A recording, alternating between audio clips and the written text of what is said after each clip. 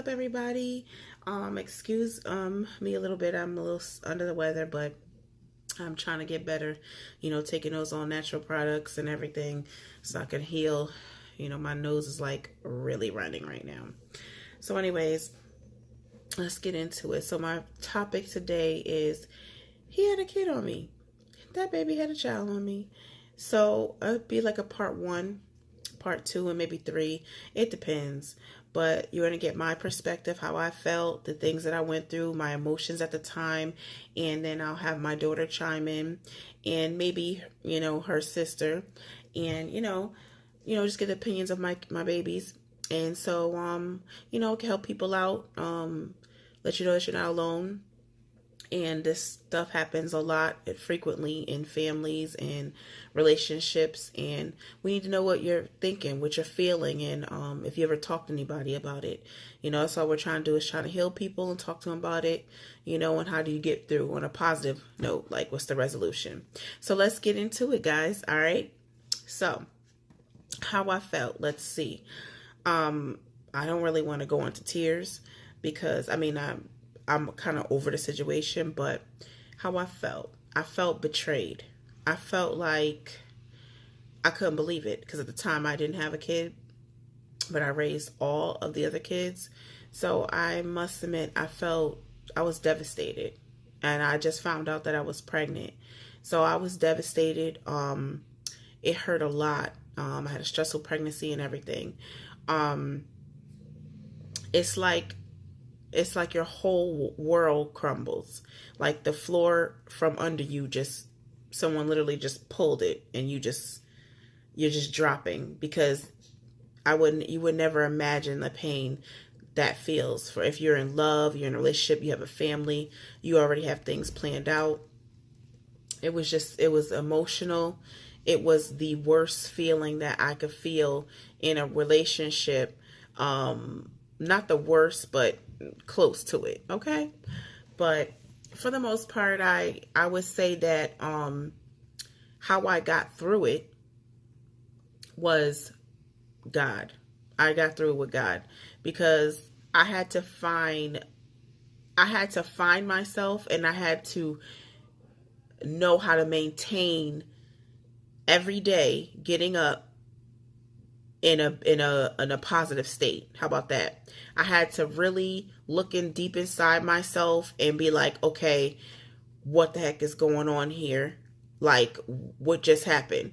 So I think that me just delving into something spiritual helped me a lot. It helped me with breaking down my feelings. It helped me with being able to express how I feel, verbalize it, you know what I mean? Not emotionally and not like, just physically, but verbalize how I felt and make sure that my feelings and everything was getting heard.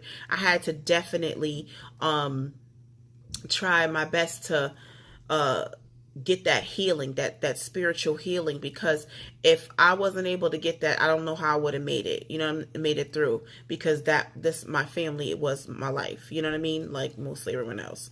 But anyways, so, I was more so thinking. Now, I wasn't mature at first about the situation. I went into like a little panic mode, I would say, or just like, how can I say this? I was more so like, oh, I don't want nothing to do with the child. Like, I don't want nothing to do with that situation. He needs to handle that. I can't believe this is happening to me.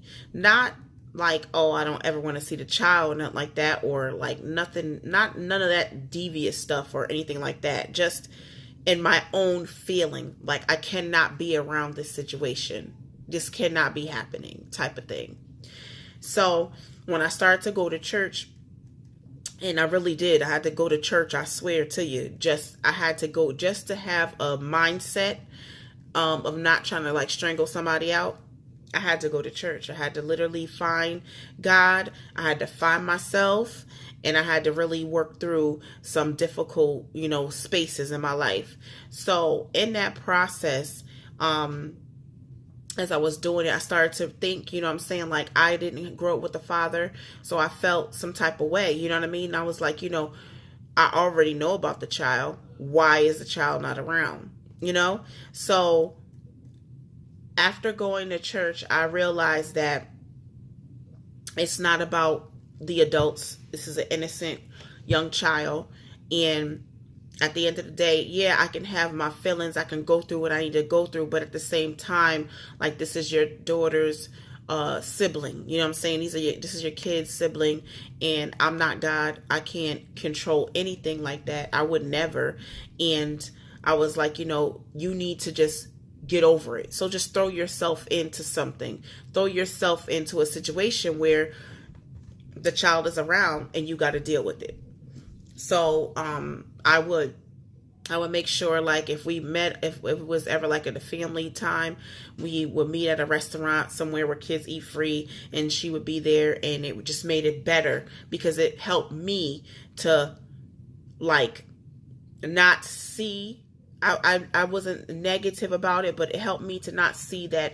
It helped me to see that it wasn't a bad situation because it's a child. You know what I mean? That made me feel, seeing her smile, seeing how, you know, just little and lovable she was, it just made everything better, you know? And I didn't feel slighted. I didn't feel any type of way about, you know, her being around. I noticed how much she looked like, you know, the rest of the kids or my daughter. So that was that. And then, let me see, how did I feel with her actually in my space? Let's see. So when she started coming over more so, she was a little bit older. She had to be like around maybe 6 when she started to come really over. And I know my daughter was like 5. That's when she really started to come over and everything. And we started to like really develop a relationship. And I think that broke the ice. Like, I just got up one day. I wasn't seeing her. And I went right to her house, her mother's house. And I knocked on the door. And I just got her. I was like, hi, I'm such and such. And, you know, I want her to be able to come over and be with her sister. And that was that. And that was a big release for me. I felt so elated in that moment. I felt like a release because it was like not anything on her, not animosity towards her. It was more animosity towards the situation that happened. It was humiliating, embarrassing, you know, all of the above, you know, that a woman would feel, you know what I mean? And it was like I had to walk around. It was like this one staple, like just right there, this living being that's for the rest of my life is going to be there. And I'm just like, I have to deal with it. Like, there's no way you're not going to be able to deal with it. You just got to get over it and deal with it. You know what I mean? So I got over that hump. That went smooth. And ever since then, like, I love her. I love her like she's my own. You know, she opened up to me. I faithfully went and got her like every other weekend. And, you know, just kept up making sure that she was always around the family and always doing things with us, being a part of stuff. She's lovable. It was lovable. My daughter has her own best friend, you know, they're like just a year apart. So, you know, it was hard, but I got through it. And I don't know if I would have thought about it in a different way. I feel like a lot of women that I speak to, they kind of look at it in a different angle. Like, you know, it's not my child, and oh, well, I'm not doing whatever. More of a negative type of thing. They become vindictive, bitter, and they have like a lot of animosity in their hearts. And of course, they feel betrayed and everything. But I think as adults, and you have to have a certain mindset, I think as adults, the immediate issue there is that there is a living being in the situation. And how you can separate your emotions and what's logical to do is by just putting yourself in a situation, putting yourself in the shoes. So what I did, since I didn't have a father, I put myself in her shoes. I literally thought of myself as this little girl and was like, yo, What if this was you when you were younger? You don't really know what your mom went through. What if this was you when you were younger and your mom was in the same situation and you was that little girl? So I had to be like, okay, think about it like that, Raimi. I always wanted my father around and things like that. And I didn't have anything to do with the situation what the adults was doing, because if they're being selfish and they only think about themselves, that's how things like this happen. So that's how I put everything in perspective for me. Not everyone, believe me. I trust and believe. A lot of people like, oh, girl, you good. Oh, honey, I wouldn't be doing none of that. You crazy. Oh, no. Everyone says that to me. I get that all the time. And listen, I have a good heart. It took a while. I'm not no angel. I'm not perfect. But I really had to. I'm trying to tell you, there was nobody but God that actually got me through that, because yeah. Because listening to other people who would throw her in my face or, act like it was nothing. People act like it's nothing when they're not going through it. Like, and then they start, going toward the situation like, oh yeah, like it's nothing. Because they ain't been through nothing. They ain't been through that pain that you went through. So they act like it's totally nothing. But let them be in that same situation.